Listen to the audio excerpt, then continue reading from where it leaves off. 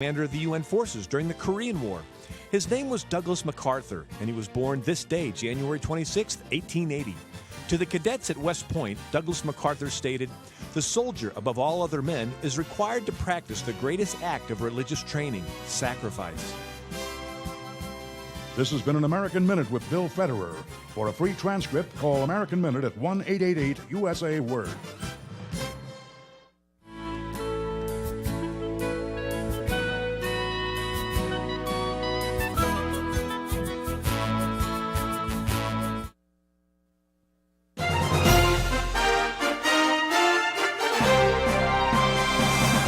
VCY America presents Crosstalk, a nationwide call-in program discussing issues that have an effect on our families, our communities, our churches, our nation, and our world.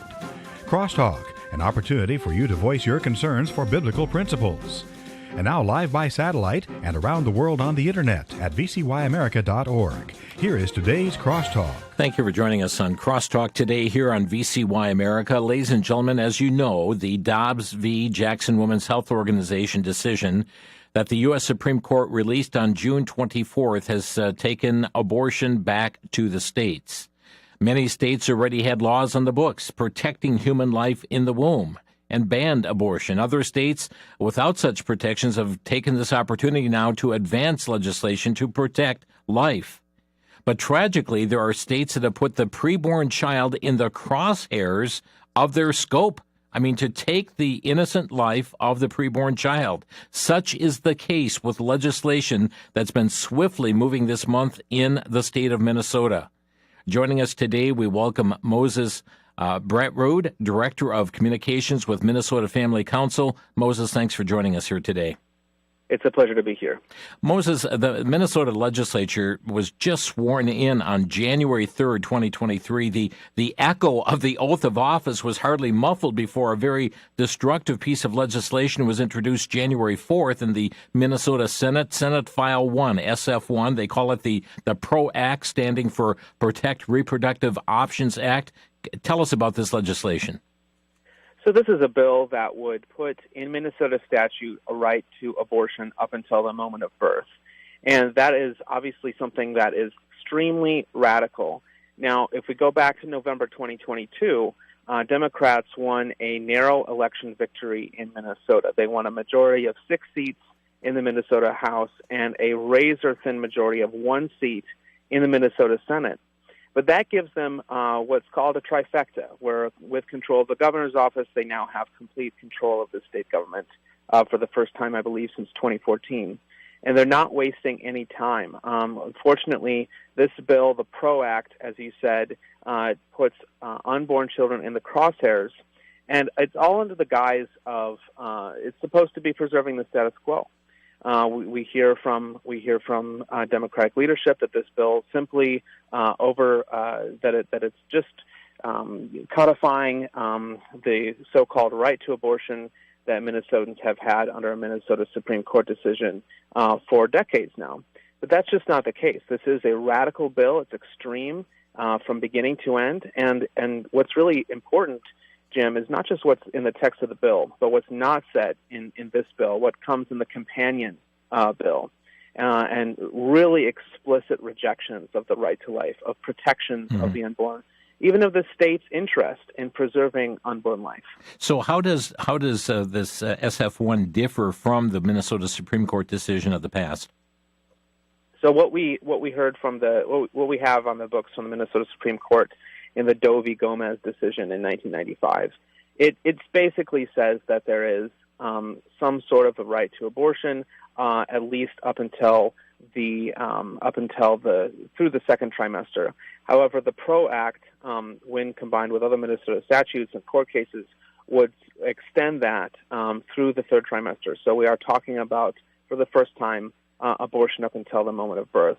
Additionally, while currently under the current state of things, abortions can only be paid for by taxpayers in Minnesota under the medical assistant program for low-income women if they are from rape, incest, or a danger to, if the pregnancy is a danger to the life of the mother. This will expand that to any elective abortion.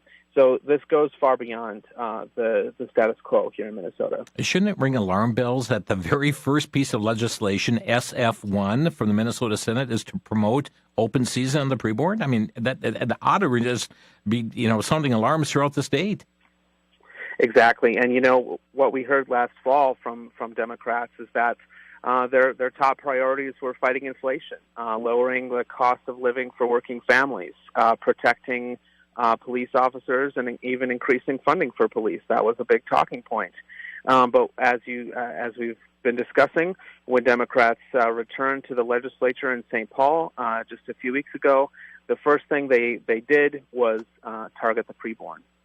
Now, not only this, but I understand in looking at the legislation that if a municipality anywhere throughout Minnesota says, no, we don't want the killing of the preborn in our community, that this PRO Act says, sorry, you can't take that action as a community. That's right. And I was in the gallery of the Minnesota House last week as this bill was being debated and ultimately passed by the Minnesota House. And it will be up tomorrow, January 27th. In the Minnesota Senate. So it's time to pray. And if you are a Minnesotan, it's not too late to contact your senator, your state senator, and ask them to vote no on the extreme PRO Act that's coming up for consideration. So I was in the House gallery last week, and what I saw was just chilling. There was an amendment offered to the bill, and if I can find it, I'll try to tell you which representative offered an amendment, but there was an amendment offered that would have allowed local municipalities to place certain common sense regulations on restrictions on abortion. This is the state of affairs in many states. It's a completely reasonable thing that again many states have done, and it was chilling to hear members of the Democratic Party, which in Minnesota we call the DFL. It was chilling to hear them just slap down that amendment. There was absolutely no consideration of that amendment or any other amendment that would have moderated this bill.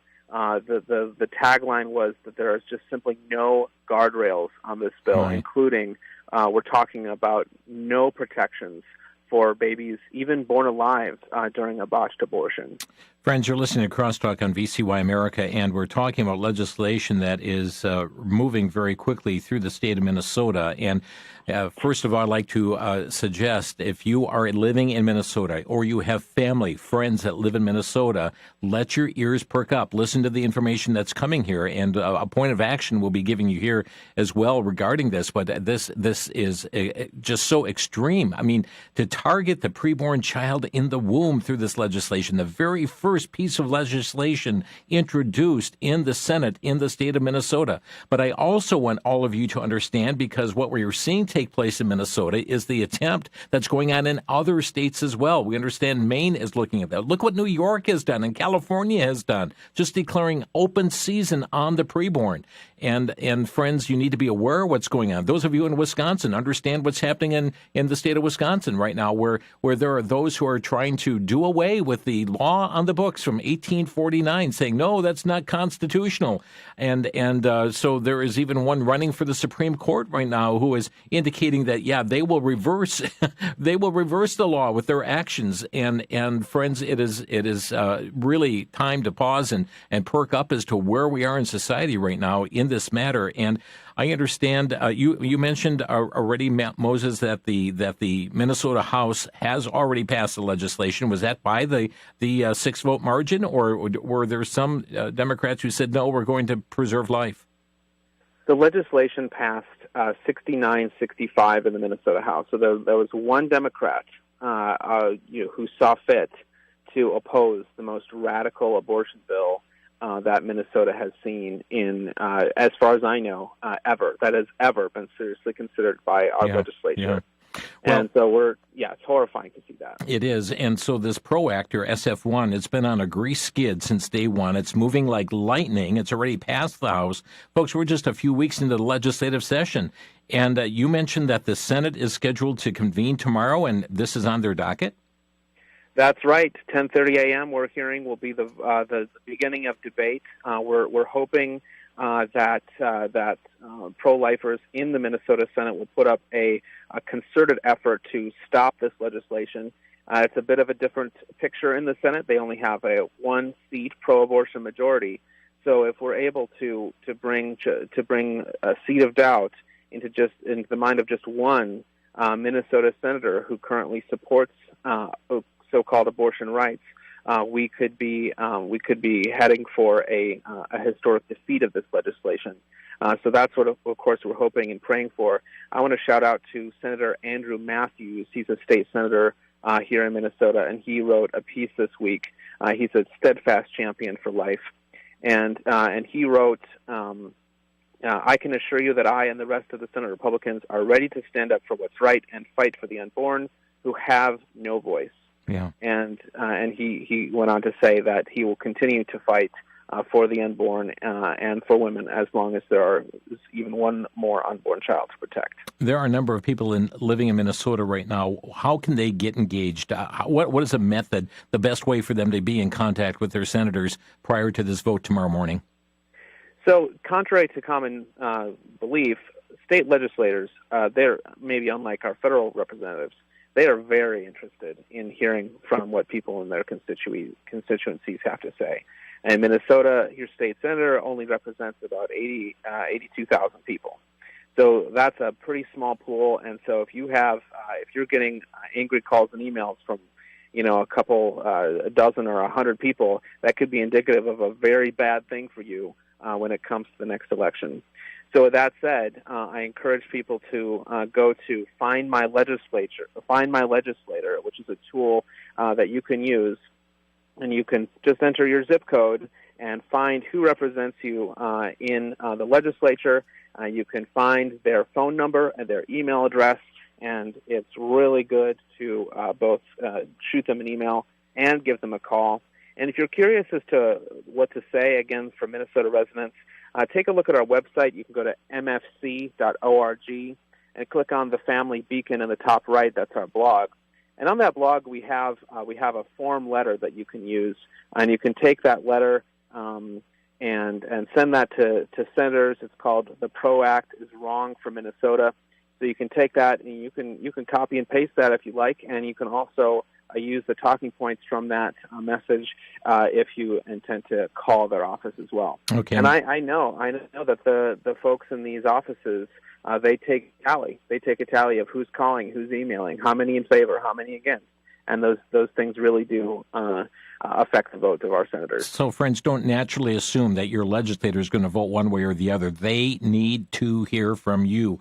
And you mentioned Find My Legislator. Is that through your website, or how do they get to locate that?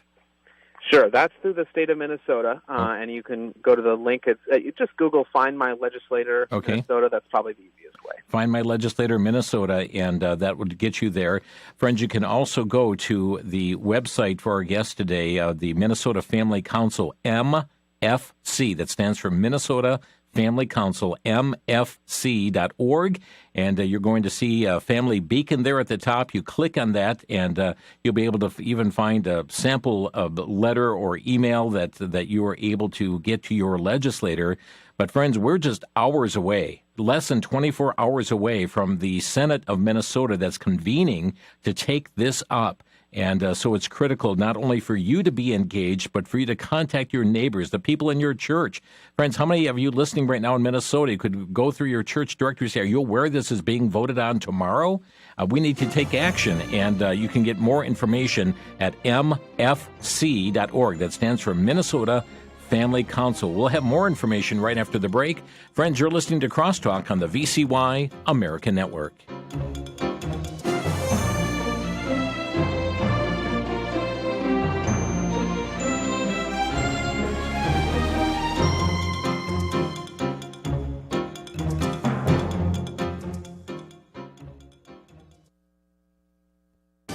Back to Genesis with Dr. John Morris, scientist with the Institute for Creation Research. Dr. Morris, some lakes are shrinking in size. What's causing this? Chris, the Earth's average temperature has been rising over these past few years, but is this a long-term trend? We know that over the decades, the average temperature has gone both up and down, so we wonder what's next. The current warming trend, however, has caused an increase in evaporation from some inland lakes. One lake is in the Middle East. The salty Aral Sea has shrunk dramatically, exposing a several-mile-wide salt beach. This has even affected the search for Noah's Ark. Salt has been picked up by the wind and blown all over the Middle East, including the glacier on Mount Ararat, causing it to melt quite a bit. Inland lakes are by and large leftovers from Noah's flood and the ice age which came after it. How much longer will they last? We'll have to wait and see. And that's the Back to Genesis truth. Visit our website at www.icr.org.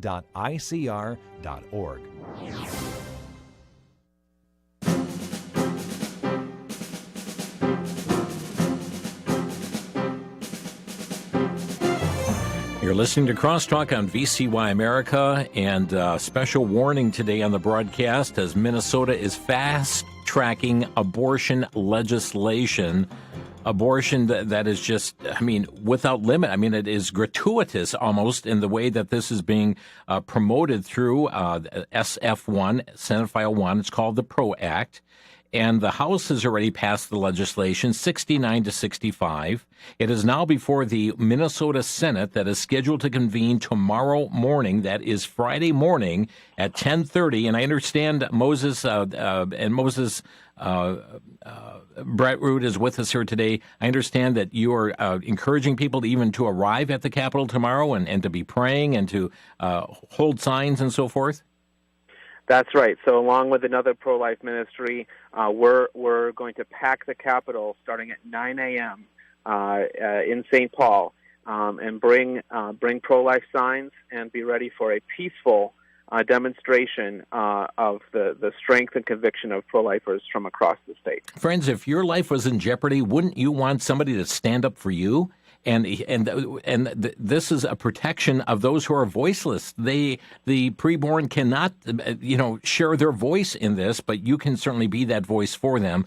You can reach out as well. Go to the Minnesota Family Council's website, mfc.org. Click on Family Beacon there for more information.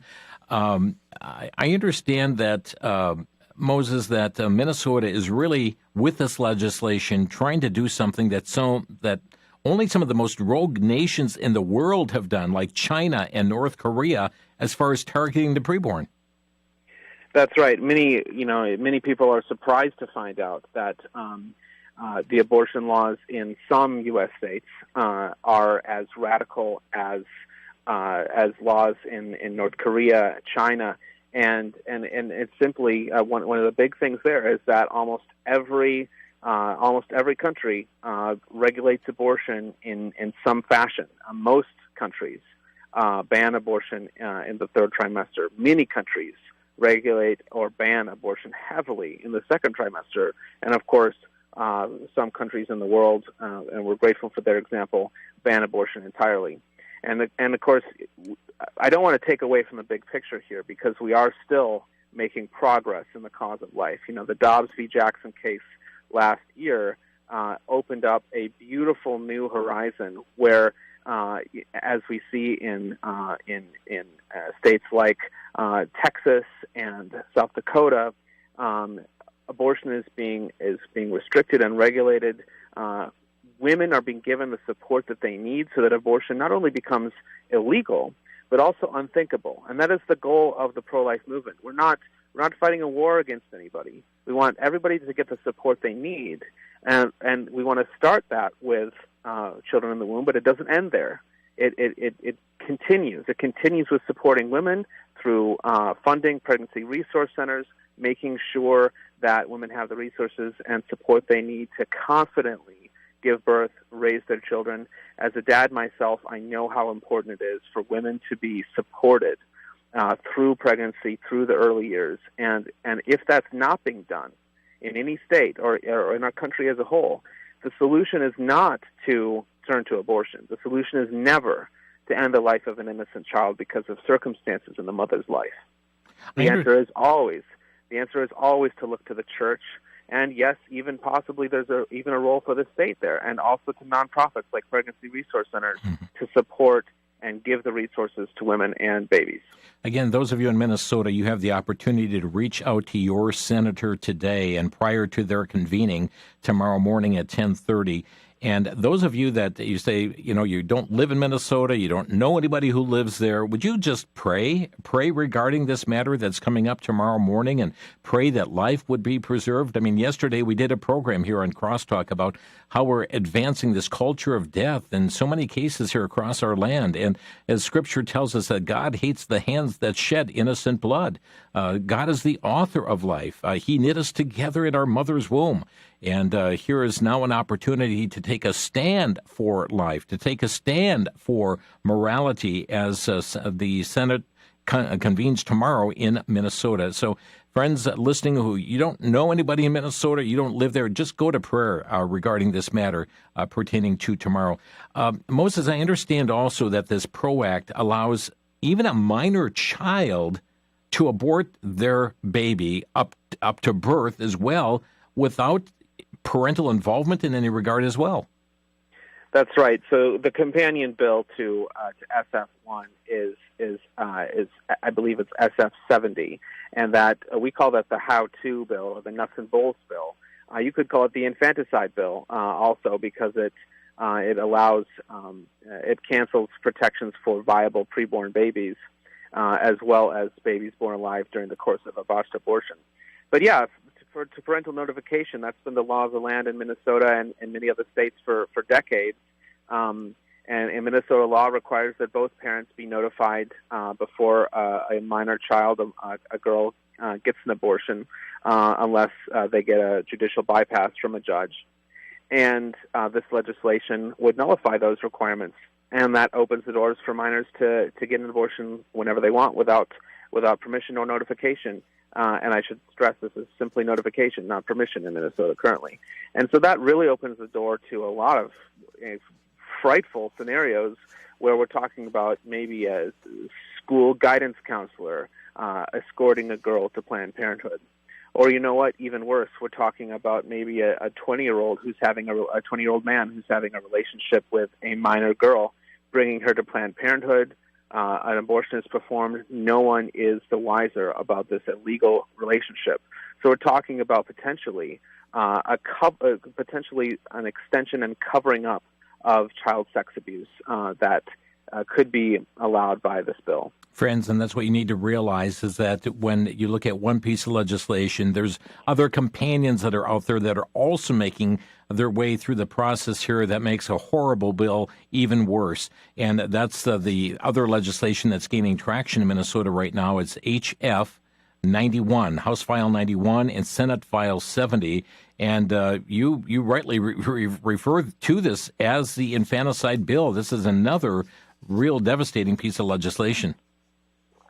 Absolutely. So another thing a couple things that I haven't mentioned yet, it would allow abortions on unconscious women. It would halt reporting for women who die during the course of an abortion. And this isn't an isolated case. Just hearing from my pro-life network that there was an ambulance outside Planned Parenthood in St. Paul just yesterday. This happens with unfortunate regularity. And we're told this is a safe procedure, and that's just simply not true. Also, what we're seeing is that this will allow the unregulated disposal of the bodies of babies who are killed during the course of an abortion. It would end what's called informed consent for women, a women's right to know. And this is a bill another bill that passed. It's a Minnesota statute that was originally passed as a bipartisan bill that currently ensures that women receive a balanced, factual packet of information when they request an abortion. That information includes what medical assistance benefits may be available for prenatal care, childbirth, and it also talks about fetal development. It talks about when babies in the womb can feel pain and things like that. But that information, which again is true, it's factual, it's not propaganda, that information will no longer be provided to women if these radical bills pass. Isn't that amazing, folks, how far they're willing to go to remove all information and in this regard? I understand also that this HF 91 and SF 70 would allow for medical assistance to cover all abortions, and that is really taking public taxpayer funds, the funds of people living in Minnesota right now, taking their tax dollars, their funds that they pay into the state to pay for the killing of the preborn. That's right. Low-income women who are otherwise eligible for medical assistance, which is the Minnesota version of Medicaid, they will be able to now get abortions. And there's the chance that that women from other states who are eligible for that kind of assistance will start flooding to the state and will receive abortions supported by Minnesota taxpayers. You know, it's interesting to look into the minds of progressive leaders in Minnesota. They want this to happen. They want Minnesota to become an abortion destination. They want the Minneapolis airport to be a place where women are coming in from around the country to receive abortions. We're hearing that the biggest abortion providers in Minnesota are gearing up. They're expanding their capacity so that they'll be able to meet that greater demand. I've heard that they're admitting this in the news. They're saying it's already happening, and they want to increase that. And you know, and this isn't just a philosophical, hostility to preborn life that's driving this. There is also the profit motive. These clinics, and you know, again, I was in the Minnesota House Gallery last week, and right as the vote was approaching, representatives from, and I was told that these were representatives from Planned Parenthood, were coming into the gallery opposite me, and they were looking down at the Democratic members, and there was this sense of, we gave you this campaign money, we gave you our endorsement, now vote. So vote the way we want, so we can expand our business, line our pocketbooks. What is the status of HF 91 and SF 70? Are these also up soon for votes? Those bills have passed through several committee hearings, I believe. I do not believe they have yet been referred to the floor, but we do expect that to come shortly. My. Again, friends, you can get more information through the website of our guest here today at Minnesota Family Council, mfc.org. Click on the Family Beacon button there and get more information. I understand also, Moses, that MFC will you send out emails and alerts to people who sign up with you. Is that correct? Yes, and I think going forward, I think that's probably the biggest thing that folks who live in Minnesota should do to be aware of what's happening. I've received several emails and messages this week from people just saying, thank you, I didn't know this was happening. I'm so glad that I'm getting these updates so I know what's happening on the ground.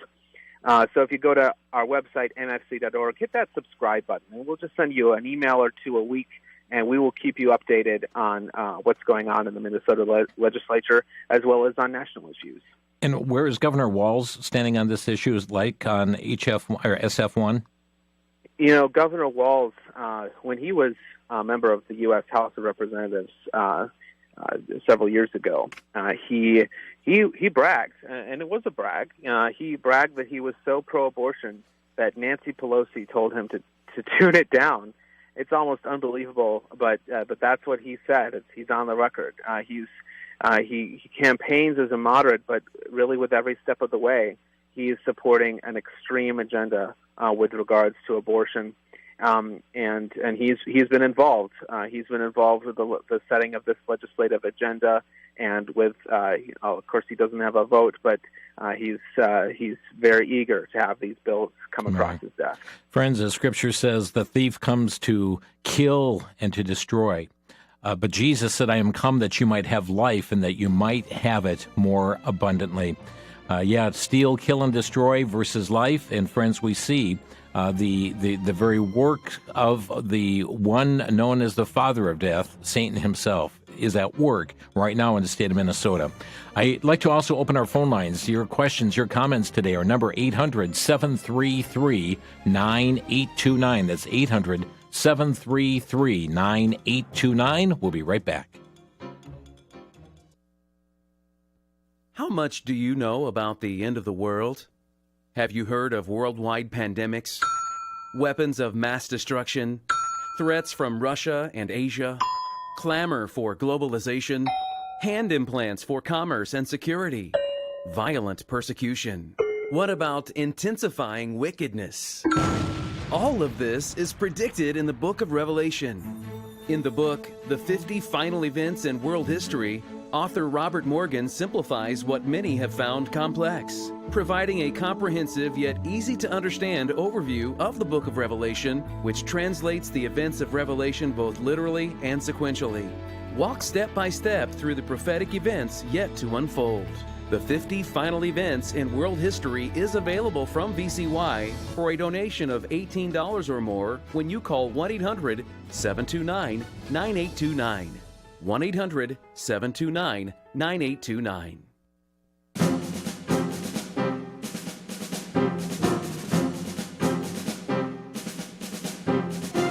Moses Brattrud with us here today from Minnesota Family Council. And right now, folks, Minnesota is on the brink of becoming an abortion destination here across these United States. It's a horrible, horrible tragedy that Minnesota is about to embark into.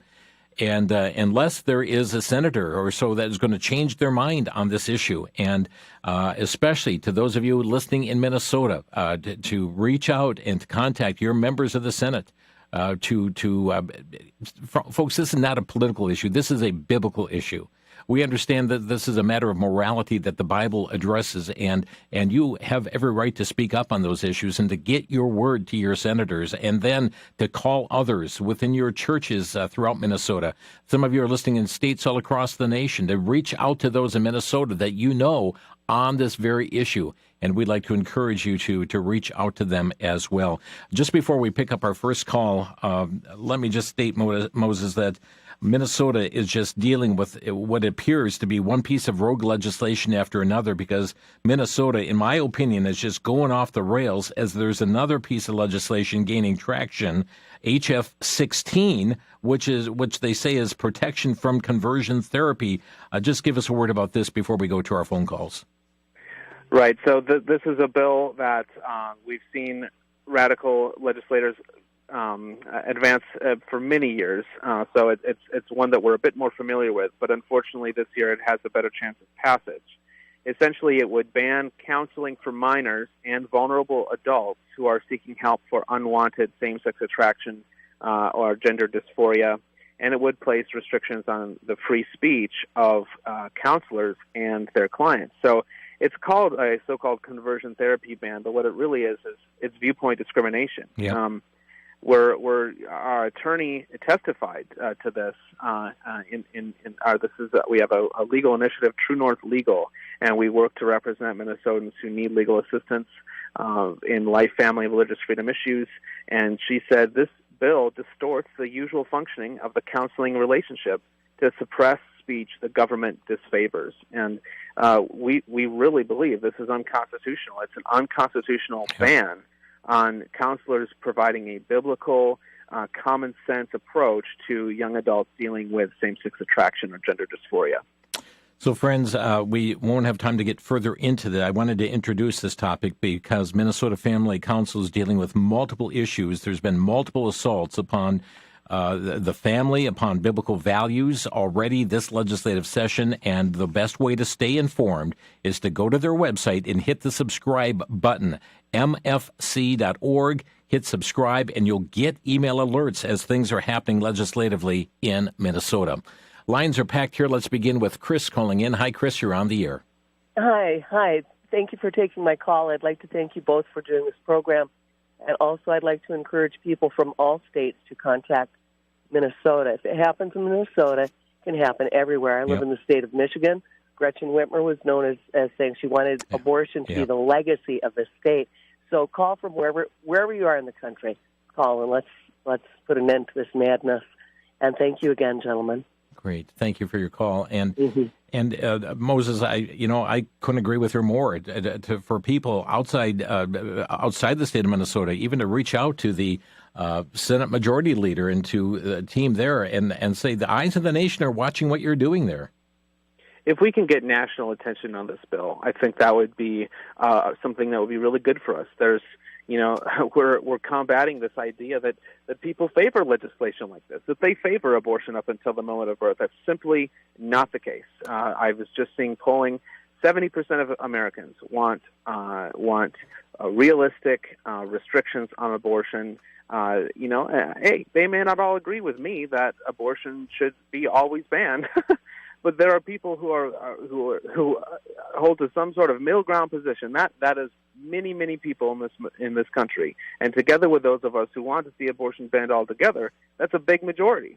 And yet, these legislators are running roughshod in Minnesota, and as Chris, you mentioned, in Michigan. In Michigan, there was even a constitutional amendment this past fall that amended the Michigan Constitution to say that abortion is a fundamental right. And that means that people in Michigan have a uphill battle to protect and value life. And I support them in their fight and everywhere around the country where that's happening. If people call the Senate Information Office, even from outside Minnesota, could they call that number and say, hey, please get a message to the senators? I'm not sure. I think that it may be it may be best to focus on, for example, one legislator. For example, someone could focus on the Democratic majority leader of the Minnesota Senate, who's bringing this legislation to the floor. And who is the majority leader? Is that? I hope that I'm able to pronounce her name correctly. I believe it's Kari Dziecic. Yeah, Dziecic. Okay. Kari Dziecic. And folks, let me give you a phone number to the majority leader of the Minnesota Senate. And this number is area code 651-296-7809. That'll take you right to the majority leader's office of the Minnesota Senate. 651-296-7809. And if for some reason you find that busy, call the assistant majority leader. That would be Nick Frentz. And the number there is 651-296-6153, the assistant majority leader. And share your message there with the Minnesota Senate. Let's go next to Zach calling in. Hi, Zach. You're on the air. Hi.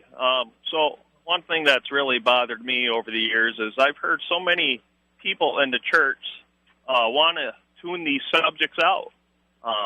And it's like, we can't. No. We need you. We need your voice. We need your numbers. And just the resistance and the surrender has been so shocking to me that we can't even, when we get together, family get-togethers, church on Sunday mornings, we can't talk about these issues. You have to whisper it to your friends and family members you can talk with. And the problem, Zach, is we've been silent too long here in our churches and believers across this land. Our voice must be heard to stand up for the voiceless. Absolutely. Thank you for the call here, Zach. Julie is next. Hi, Julie. You're on the air. Julie, you're on the air. Okay, let's go to Greg in Tucson. And Greg, you're on the air. Thank you for taking my call. Yeah, Proverbs 31:8 says, speak up for those who cannot speak for themselves, like the babies. But I have to say, I am with American Right to Life, and we're weeping over that Dobbs decision. It was immoral and cowardly in our view. They were playing Pontius Pilate when they said, we wash our hands of it. You states go and decide if you want to kill babies. We know that it violates the Constitution, which is predicated on the Declaration of Independence. They are persons in the womb, and no state has a right to do that. And the Supreme Court opened up a can of worms, even worse. And I'm sorry it came out that way. That we're in a civil war. We were going to be anyway. The Supreme Court, if they had any courage, would have just said, you do not have a right to abort. No state has a right to kill a human person in the womb. Period. Thank you, Greg. Thank you for the comment. And I've heard you echo here, Moses. I mean, every life is sacred. From the point of conception, this is when life begins. And the taking of any life after that is it's murder. It's tragic. Our phone number to Crosstalk here, 800-733-9829, 800-733-9829. Bill is next. Hi, Bill. You're on the air. Hi, Jim. Thank you so much for what you do. I enjoy your program. I just want to say, all these people, every last one of them should be rejoicing that they weren't aborted. Absolutely. Yeah. Yeah, that's an important point as well, is to recognize, I mean, they have a voice. They have a voice to go up there and make their decisions, but they're denying the voice, here, Moses, of those whom are in their crosshairs. Absolutely. I had the chance a few years ago to meet and shake the hand of a woman. Unfortunately, I'm forgetting her name, but I heard her speak, and she was the survivor of an abortion. She was born alive during the course of a chemical abortion. She had chemical burns over her body. She was, I believe, left with cerebral palsy as a result. But she was a happy, vivacious, fulfilled woman who was living out the life that God had given her, through almost miraculously, despite an attempt to take her life. Yeah. And we're supposed to believe that it would have been better for her to die because that's what her mother wanted. And that's this. And if you think about that counterfactual, is it ever better for a baby to die than to live? I think the answer is never yes. The answer is always protect the life of these children. And friends, let me just say this, and I'd like to encourage those of you listening in Minnesota right now, we'd like to hear from you today on this issue. Again, the number 800-733-9829. This is targeted for your state, 800-733-9829. Julie, go ahead. You're on the air. Okay, my comment was this. Sometimes I feel discouraged from calling legislation because they're going to do what they want to do. Just hear them on TV how they feel. They don't care about how we feel. They're going to do what they want to do. They're going to vote the way they want to vote. My other comment was, as Christians, as pro-lifers, can we be like a Jochebed, Moses' mother? We can somehow talk with a young lady that's pregnant and in a situation and encourage her, and that baby's life could be saved because we were there just being what Moses' mother was. Yeah. Thank you for that. Moses, your response. Absolutely. I would say, we do have a very important tool that we can get to change legislators' votes, and that's to change our legislators at the next election. So to that extent, because we are blessed to live in a republic where we elect our representatives, we can influence their votes. If we can't influence this legislator, we'll vote them out, and we'll get someone who will listen to the voice of the people. So I want to say that I sometimes get discouraged too. I completely understand. But even right now, I'm not discouraged, even as we're facing this radical legislation, because first of all, I know that God is in control, that God's will is not for our state and our nation to let this slaughter go on forever, that we will have justice for the unborn, that we will have justice for women who have been victimized by the abortion industry, and that could come sooner than we believe or realize. Our next caller is Steve, and Steve, I'm going to have you hold the line because we are just up against a break, just 15 seconds away, and I don't want to have to interrupt your call. So stay with us and other callers as well. Friends, again, this is SF1, and you can reach out to Minnesota. Those of you in the state, you can just click on, Find My Legislators Minnesota, and you'll find a website to do that. You can go to mfc.org, click on the Family Beacon there for more information on this legislation.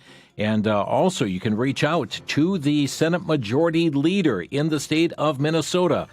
We will give her number right after the break. This is Crosstalk on VCY America.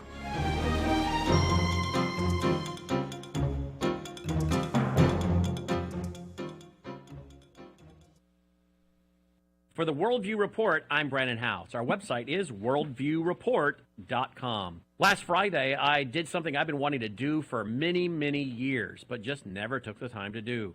I was speaking in the Nashville, Tennessee area, and I finally got to do it, and that is visit the home of President Andrew Jackson, the Hermitage. I find him to be a fascinating historical individual. He was our 7th president of the United States. In my book, Grave Influence, that I wrote in 2008 and came out in 2009, I gave a segment of his farewell address in which he warned about a central bank. As president, he did away with a central bank and warned America to never get a central bank ever again. That the bankers, due to their greed and corruption, would expand the money supply when it suited them and then contract it when it would protect their assets, having a ruinous effect upon America. He warned to never do this. We didn't listen. We got the Federal Reserve in 1913, and now look at where we're at. I'm Brandon House.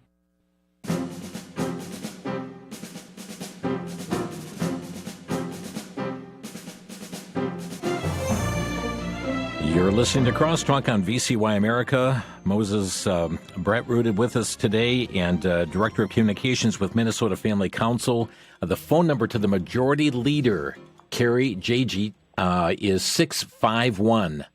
651-296-7809. The Assistant Majority Leader, Nick Frentz, is 651-296-6153. You can find many other numbers there, too. If you just go to Senate.mn for Minnesota, Senate.mn, you can click on the members of the Senate. You can make your list all the way through there as well. Let's see. We've got Steve, who's been holding the longest. Hi, Steve. You're on the air. Hi. Thank you for taking my call, Jim. I just want to say what you said was right on the money as far as this is not political. This is biblical. Yeah. And I have a son and daughter-in-law that live in Minnesota, and I'm going to be calling them after I get off the line with you to make them aware of this if they're not already aware. They are Christians. But, there is no excuse for any Christian not to call their legislation at this point, because God's made us well aware, and through you and others has given us the opportunity to stand up for what's right. And we have nothing to say if we turn our back. We were not meant to run. We were meant to face the enemy. And thank you again for getting this word out. And, Jim, could you just tell me the name of the bill again so I get Sure. that right? That's SF for Senate File 1. They're calling it the PRO Act. The PRO Act, they'll know what that is, but it stands for Protect Reproductive Options Act. Thank you for this information. Thank you for the God call. bless you. Mm-hmm. Bye-bye. Let's go to Phoenix. And Vincent, you're on the air. Yeah, hi. I'm calling in from Phoenix, Arizona. Thank you for taking my call. The whole topic on, abortion, I really feel for it. We live in America. I'm very patriotic. I was born a Catholic, but I do, agree with a lot of Christian ideas. However, this is America, and we do have a choice, and it's kind of, counterintuitive when we're trying to tell women what they do with their bodies, and it's really none of your business, if that makes sense. I don't mean to come off in a standoffish way, of course, because we're all God's people. We all need understanding and love, and, hearing people call in, it's kind of sickening to me. Well, Vincent, so you're saying we're all Americans, we should be able to do what we want, so if you wanted to go take the life of another person, you should be able to do that? No, not at all. Well, that's what abortion is. That's what abortion is, Vincent. It's taking the life of another.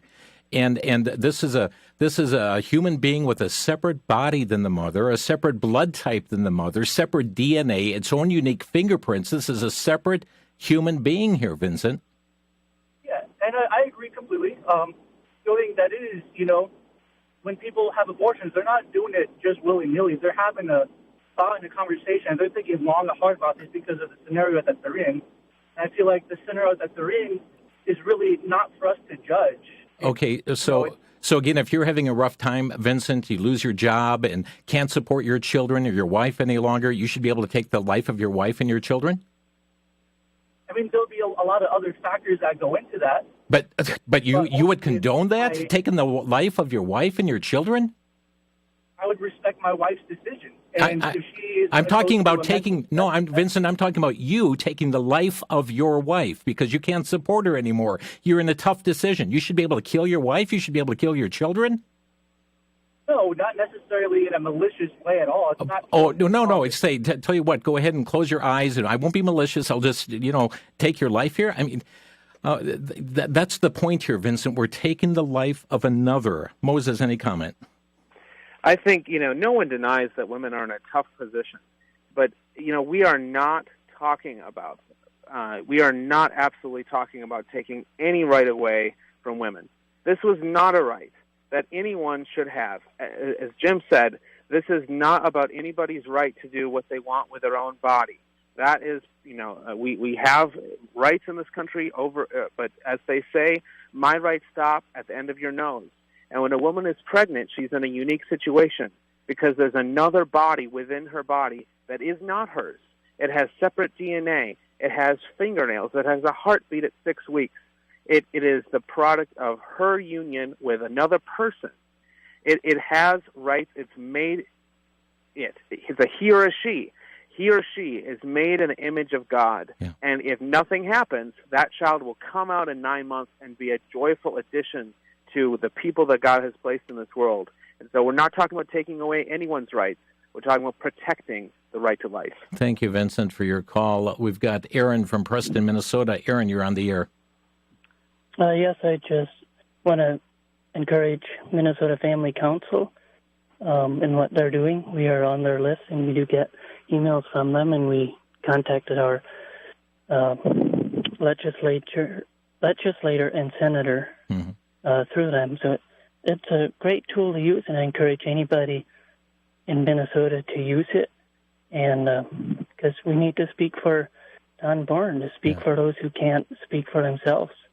And Minnesota Family Council is a great tool to do that. Great. Aaron, thank you so much for your call. And let me ask you this, Moses. For those who maybe contacted their legislators earlier this month on this issue, can they reach out again in light of the imminence of this vote? Absolutely. Because this vote was just finalized this week, it is very important. It's imperative that your Minnesota State Senator, if you live in Minnesota, that they hear from you on this issue, because this is right now they may be deciding how they're going to vote on this tomorrow. Kurt in Michigan, you're on the air.